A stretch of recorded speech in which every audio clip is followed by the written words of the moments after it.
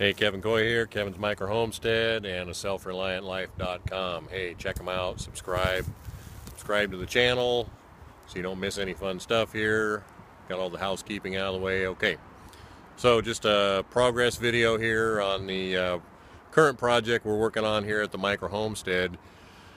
Is that building you were just looking at, 10 by 12 building. It's going to be a multi-purpose structure.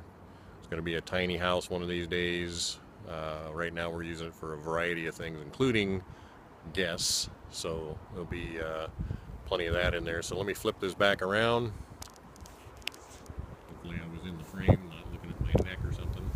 So yeah, 10 by 12 building. The 12-foot walls are up. That's what you're looking at there on the east and west sides. On the right hand side is the east. North is on the far side over there by the saw, and right up close here is our front of the building, which is facing south. So what's going on? Well, we got the two walls up and the 12-foot by 8-foot walls right there, and I just thought I'd give you a show here. You can see what's going on. Just see the tools we're using. I got a skill saw right there, and you know, you can build this with all hand tools. You don't have to have a power anything. It's going to take a little longer. You're going to use a lot more elbow grease to cut through things and whatnot, but certainly power tools speed things up and make it a lot more fun, I think. We don't have power at the project site here right now, so we got that little generator back there, which I told you the other day I would fire up on the other video, and I didn't, so I will do that. In fact, let me just do it. Little Honda 2000, works real nice, very quiet, about 50 pounds. Powers all our power needs around the project site here right now, including our RV that we're living in. So real quick here, turn the switch on, turn the choke on. You'll see how quiet this is when I fire it up.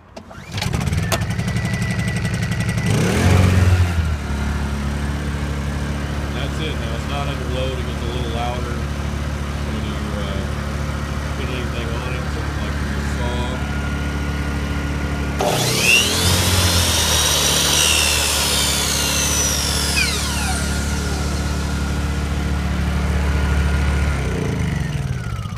It's pretty simple.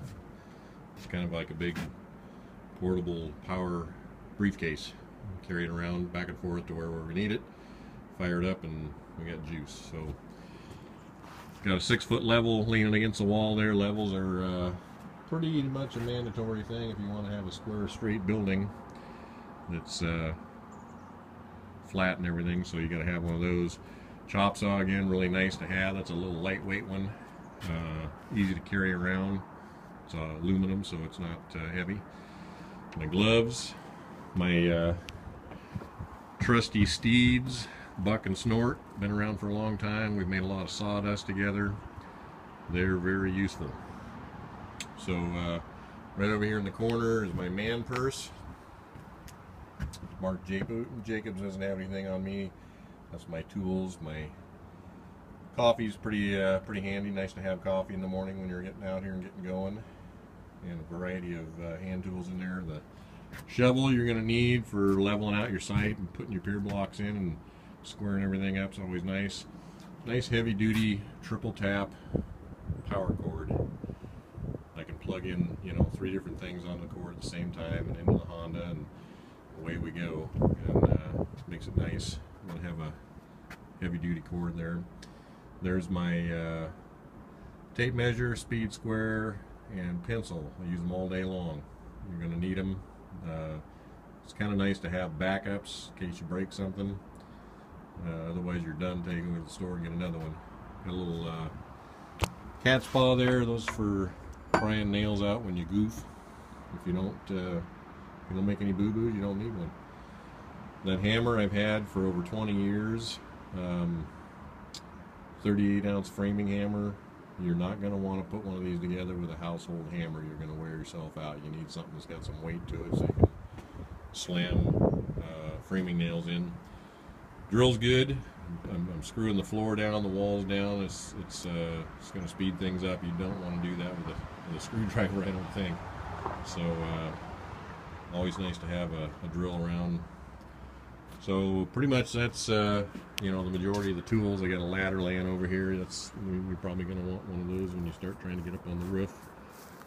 And so not a whole lot there, but they are you know, super useful. And I got starting to lay out my truss for my gambrel roof, which looks like a barn. You can kind of see the layout there. A couple of 2x4s cut at the right angles, at the right lengths, and boom, you got a 10-foot truss to go across the roof. We're going to have 7 of those across the roof, and so 2 walls, and we're going to be putting trusses up. It's not going to take very long. This building, if you're really on it and you got a buddy to help you, you could put this thing together in a couple of long days, really. Without experience, you're probably going to spend a week at it, you know, depending on how much time you got to devote every day. So we got our spare materials over here, and this is a structure that was here when we first got a hold of this property, so we're just making use of it. It's kind of like we're calling it the pavilion. It needs some work. The back of the roof's kind of rotten out over there. It hasn't seen any upkeep in a long time, so but it's roof enough to keep the materials under there and out of the weather a little bit, and so we're using it. But you can see we got things well underway. Just as a perspective, the RV's sitting up there about 2/3 of the way up the property. It's a real pretty place. We got lots of trees, got lots of wildlife. I was out here this morning. There was a bald eagle, flew right up through there. Seagulls going on their way to the beach. It's just back here ways from behind us. I don't know if you can hear the surf in the background.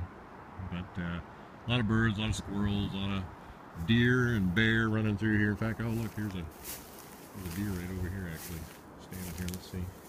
I'll zoom in a little bit there.